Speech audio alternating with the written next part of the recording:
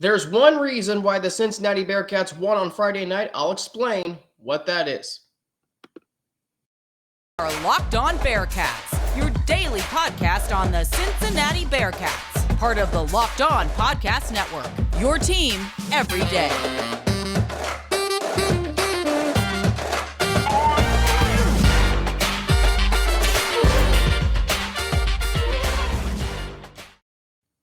Thank you so much for making Locked On Bearcats your first listen every day. It's free and available everywhere you get your podcasts and on YouTube. Don't forget to subscribe to our Locked On Bearcats YouTube channel and follow it to get an alert every time we drop a new episode. Today's episode of Locked On Bearcats is brought to you by Sling TV. Don't miss this week's matchups on ABC, every ABC game on ESPN3, ESPN, and ESPN2. Sling TV. Right here on Sling. Sling, the TV you love for a price you'll love. Try it today. Alex Frank with you, your host each and every day here on Locked On Bearcats, former sports director of Bearcast Media, student-run media organization at the University of Cincinnati. Play-by-play announcer for Bearcats football and men's basketball, and weekly radio show host. Bringing all those experiences here to Locked On Bearcats. The Bearcats beating ECU 27-25 on Friday night. There's only one reason why they did, and that's because this team's identity is becoming they will make enough plays to win the game, even though they will get outplayed in several statistical categories. They'll do just enough to win the game. Like, they made several plays on Friday night. The kickoff return for a touchdown. Trey Tucker's 55-yard touchdown. Tyler Scott's 76-yard touchdown. The pass breakup on the two-point conversion. The holding of ECU to a field goal, up 7-5. Forcing Keaton Mitchell out of bounds on a touchdown run that was called back in the first quarter. So this team will do just enough to win the game, even though they'll get outplayed in several statistical categories. I mean, that's just what this team is. And that's what's prevailed for them against Navy. It's what prevailed them against It prevailed for them against SMU, USF, and Tulsa. I mean, it's prevailed in a lot of games this season for Cincinnati. And when I watched this game on Friday, and the statistics after the game were startling. And we look at some of the statistics from this game, team-wise. ECU had 22 first downs. Bearcats had 13. Rushing yards, 174 to 66. We'll talk about the rushing game in segment 2.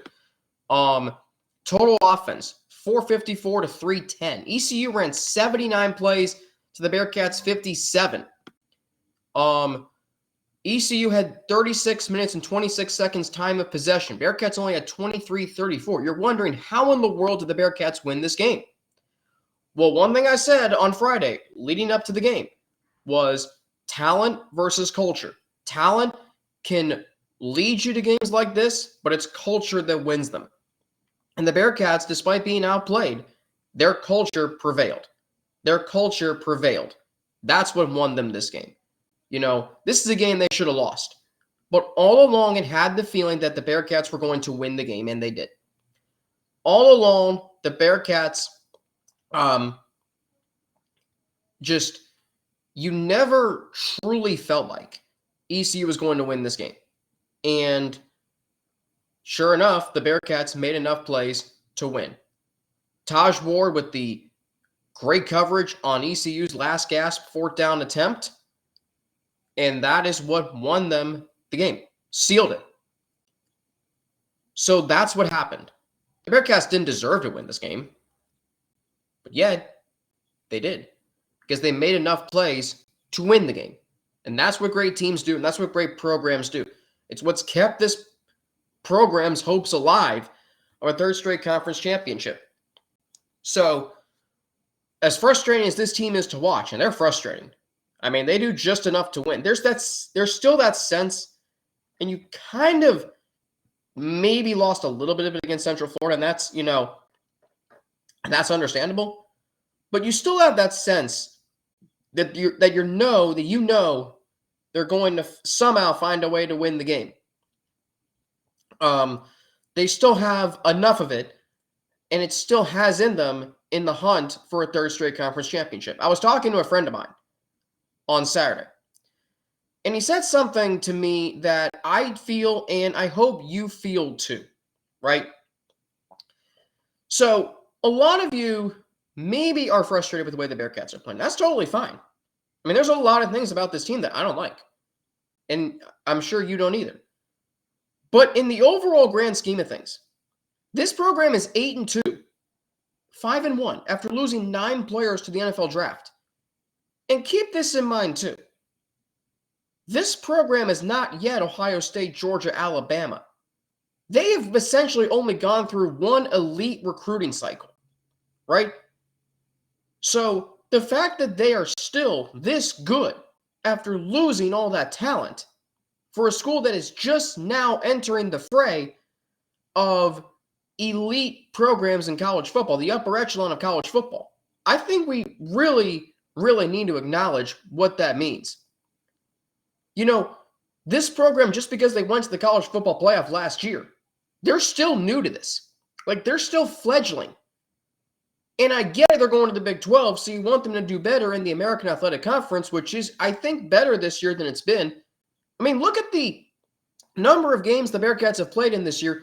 I mean, the largest margin in a game they've played this season in conference play is 10 points. They've won both those games. But USF was a 4-point game. SMU and ECU were 2-point games. So the fact that this program is winning games and they're still in great position to get to the conference championship game, that clearly shows that this program is just fine. I know there's a lot of things that you see on the field that I don't like and you don't either, but they're winning. You know, all the problems that this team has, the lack of a running game, which we're going to talk about here in segment 2, quarterback struggles, there's a lot of those, subpar offensive line play, which I think was unexpected and is, and the penalties. There are so many problems with this team. It's like 2019, but that program won, and that program didn't have nearly the talent that this team does. Like, this team is still winning at an 80% clip, despite all its problems and all that this program, 9 players getting drafted to the NFL last year.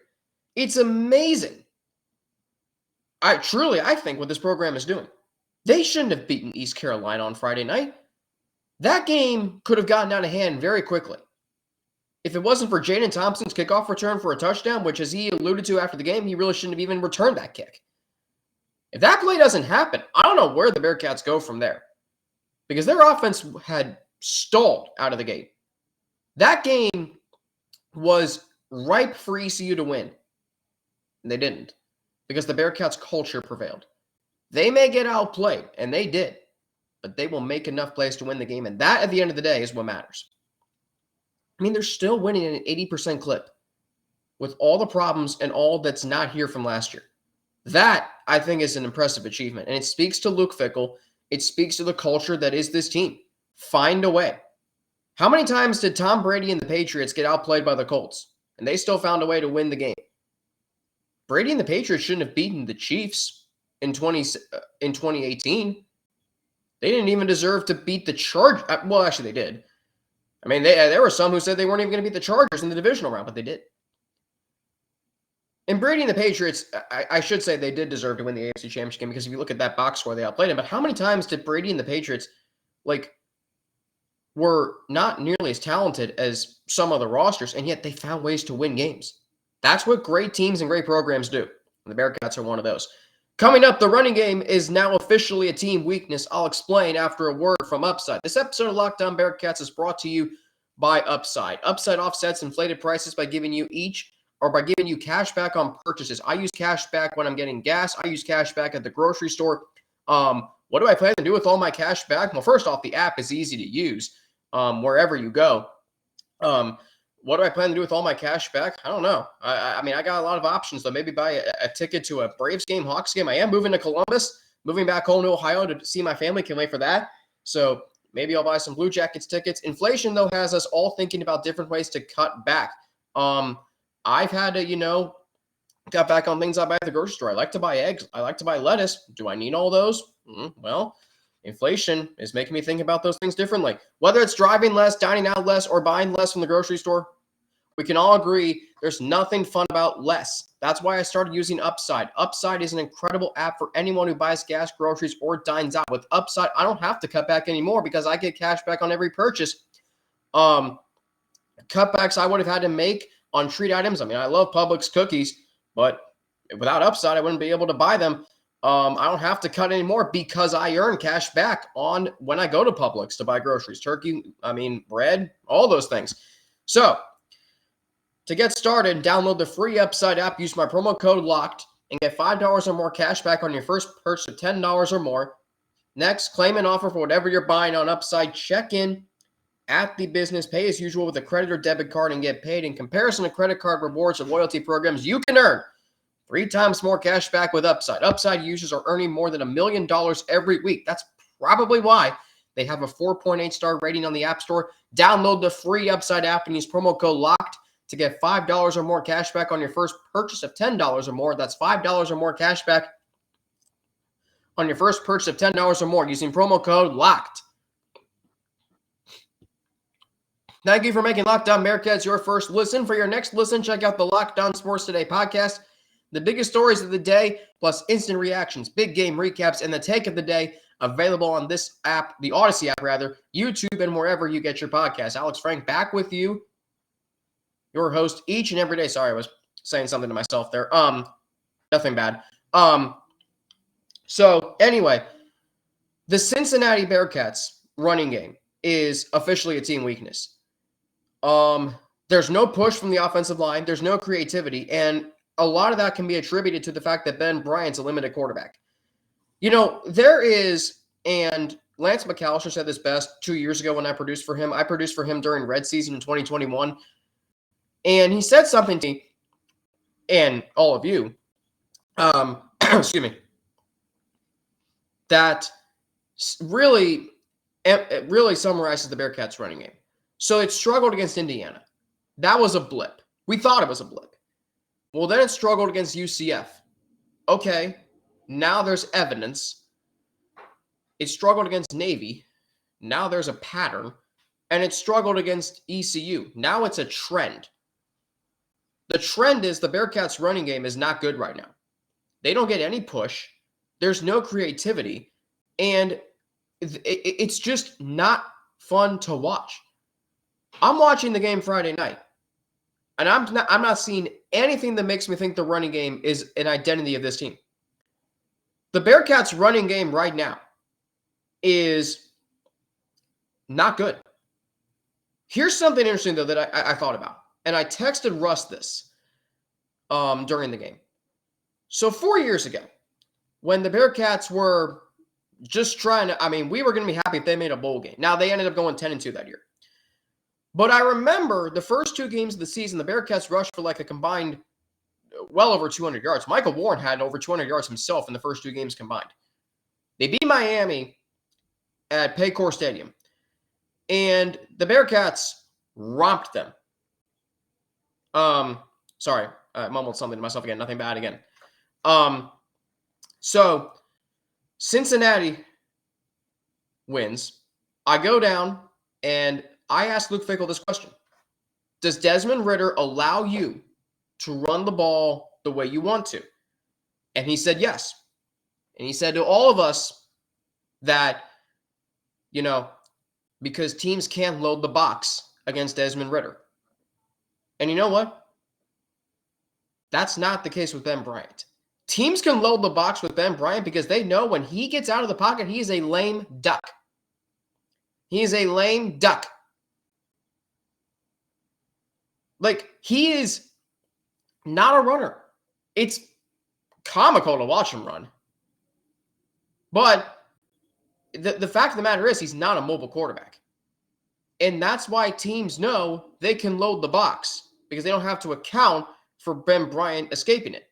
With Desmond Ridder, they did. That's why the Bearcats could spread defenses out. You can't spread out defenses with this offense.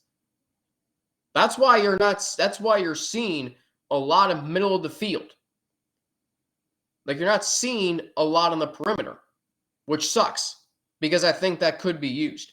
Nick Martiner is a no-show. I mean, I feel like I haven't heard his name in weeks. I feel like I haven't. I'm not going to go there. That's not positive. But just the point is this. Luke Fickell said 4 years ago to me, and it makes sense, that when you have a mobile quarterback like Desmond Ridder, you can run the ball because you have multiple ways to do it, and defenses can't just load the box against you. They can do that with Ben Bryant because he's not a running threat. And I said that coming into the season. I'm like, Ben Bryant's rushing total, So, therefore, by virtue of not having a mobile quarterback, and by virtue of Ben Bryant not being accurate with the football more than 10 yards down the field, this offense has proven to be very predictable. They can't run the ball. There's no creativity. There's not any dynamic to it anymore. It's very limited, and it shouldn't be this way because I think there is talent. And I think it's time to ask the question, is it time for a quarterback change? This team is 8-2, and a lot of teams won't change quarterbacks just because their team is 8-2.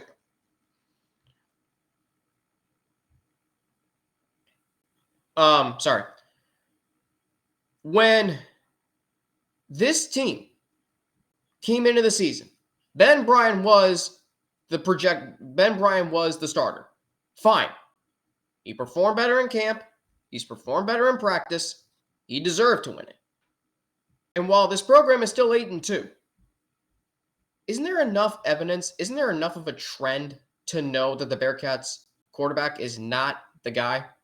The current starting quarterback is not the guy right now. Ben Bryant is the starter, but is he the best guy? No, he's not. Depends if you want this offense to be dynamic, if you want to make a change at quarterback. I don't see any reason why you wouldn't. I get it, you're 8-2. I get it, your program is your program is winning. And you're not going to change quarterbacks just because, however they view it. But you're 8-2, but it feels like you could be doing a lot better. I don't think a lot of teams will change quarterbacks at this point in a season when they're 8-2. But I do think that there is merit to at least considering it. Because at the way this is going, we're going to talk about this more tomorrow. The conference championship is going through Orlando. If you go into Orlando with Ben Bryant as your starting quarterback, I'm sorry. I don't think the Bearcats will stand much of a chance in that game.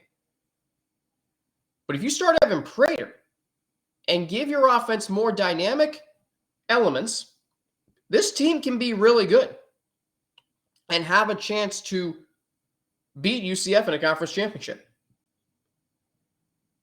But the way that this running game is going, when you don't have a mobile quarterback, it can catch up to you. Gone are the days where you don't have to have a mobile quarterback to run the football. That was 15 years ago. Carson Palmer wasn't the most mobile quarterback, and the Bengals still had one of the best running backs in the NFL in Rudy Johnson. So I think if you want to run the football, which should still be your team's identity, as Gino Guidugli said early in the offseason, and it should still be this way, maybe it's time to consider changing quarterbacks. Because what a mobile quarterback like Evan Prater can do, and a lot of people, I think, used to say this about Russell Wilson. He masked the Seahawks' deficiencies because of his ability to make plays off script. Well, Evan Prater is that quarterback. How many times, he came in for 2 plays on Friday night. I think both plays were rollouts. So if those plays are being run when Evan Prater is in the game, A, you should have more of those. B, you should be able, or why don't you just start Evan Prater then? Or why don't you have him in for like a package of plays? The coaching staff won't do that. And I get it. What they've done in the past has worked, but it feels like it's going to come crashing down eventually. It hasn't yet, but that doesn't mean, and I'm just saying you should prepare for contingency. This program could go in Orlando right now And I would tell you they probably would lose 45-14. If you start Evan Prater, I'm not saying they would win, but I'm saying it'd be a heck of a lot closer. Because at least Evan Prater opens up your playbook. If you want to run the football, the exact thing Luke Fickell said about Desmond Ridder 4 years ago at Paycor Stadium can apply to Evan Prater if he's the starting quarterback. And I'm going to talk about that tomorrow because I do think that there is absolute merit to starting Evan Prater right now. I know we're coming up on the 11th game of the season, but what's going to happen if you lose to Temple, who doesn't even allow 200 passing yards a game? Well, Ben Bryant struggles to hit 200, it feels like. What's going to happen if you don't start Evan Prater, but you know what? And you know what? You lose to Temple. Then everything that we've said about the Bearcats, and, well, they get outplayed and they have a lot of problems, but they're still winning. You lose a game like that, that's the crashing down. If it happens against UCF, fine, still though. But if it happens at Temple, yeah, that's not a road I want to go down. And I'm sure it's a road a lot of you don't want to go down either. Up next, 3 stars of the game, and 2 of them will tell you exactly how the Bearcats are winning games right now. I will get into that after a word from Nissan. Our partners at Nissan have worked with us to create a new segment across the Locked On College Network titled Thrilling Moments, where we highlight the most exciting play from the Bearcats game or throughout the history of the University of Cincinnati. That is the wrong live read, excuse me. This week's thrilling moment in college football is brought to you by Nissan. The thrilling designs behind the new lineup from Nissan are intended to empower drivers in vehicles as capable as the driver themselves. By the way, this episode of Locked On Bearcats is brought to you by Nissan. Let me start the live read all over again. All right, so coming up, 3 stars of the game. 2 of them will tell you why the Cincinnati Bearcats won this game. I'll tell you about them after a word from Nissan. This episode of Locked On Bearcats and this week's thrilling moment in college football is brought to you by Nissan. There we go.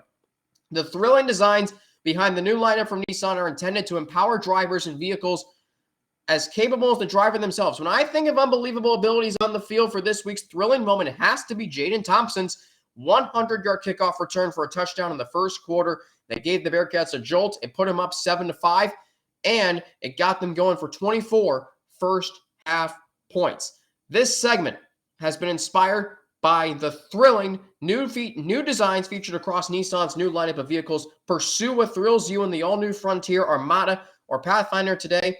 Available now at NissanUSA.com.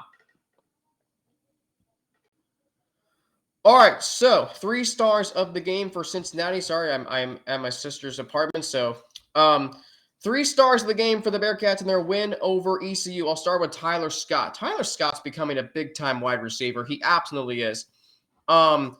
Individually, Tyler Scott on Friday night, 7 catches, 140 yards, and a touchdown. This guy now has in his last 2 games 17 catches, I believe over 200, he has 3 touchdowns in his last 2 games, 17 receptions, 140 yards against ECU, and against Navy, he had, if I can pull up the game log, well, doesn't happen, but it's over 200 yards. I mean, he has back-to-back 100-yard games. How about that?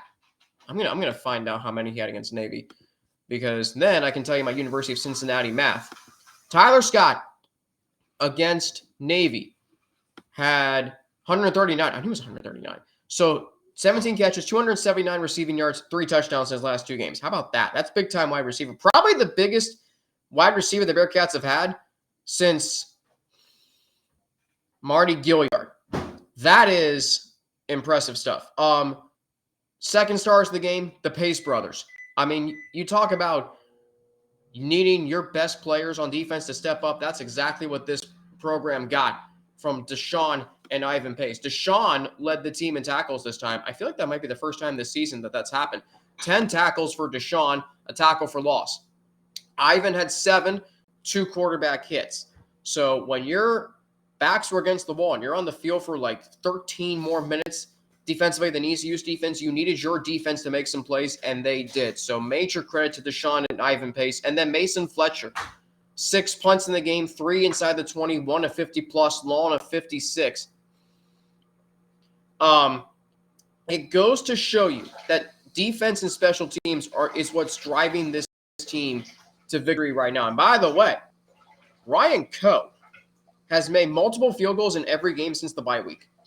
Multiple field goals in every game. He is 10 of 11 since the bye week.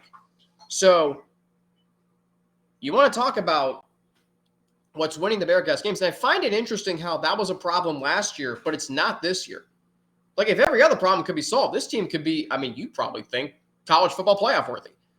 This program is winning games by defense and special teams. I mean, Mason Fletcher, the last few games has been unbelievable. Ryan Coe has been really clutch. I mean, he made a game-winning field goal turn out to be on Friday night. So those are my stars for the game. Tomorrow, we're going to talk about the prospects of this team winning the conference championship. I think they'll definitely play for one, but whether or not they win one, that is a bigger concern. Film review on Wednesday. Thursday, Russ Heldman, my colleague at All Bearcats and Sports Illustrated, joins me today. Or on Thursday, excuse me. And then on Friday, we'll preview the Bearcats game against Temple next week. That's a 4 o'clock kick, by the way, on ESPNU. Final road regular season game as members of the American for Cincinnati. So there is an emphasis on this game.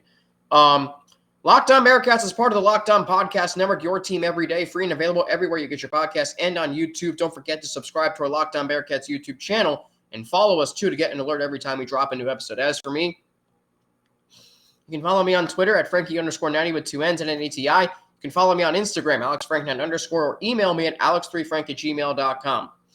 Thanks for making Locked On Bearcats your first listen of every day. For your second listen today, check out the Locked On Sports Today podcast. From the games that matter the most to the biggest stories in sports, go beyond the scoreboard and behind the scenes with local experts and insights only Locked On can provide. Locked On Sports Today is available on this app, YouTube, and wherever you get your podcasts. For Locked On Bearcats, my name is Alex Frank. Stay safe and stay healthy so you can keep making Locked On Bearcats your first listen of every day. And I'll be back tomorrow to talk about the Bearcats' prospects of winning the conference championship right here on Locked On Bearcats, part of the Locked On Podcast Network, your team every day. I'm Alex Frank for Locked On Bearcats. Stay safe and stay healthy. Have a great rest of your day, and I will talk to you all tomorrow.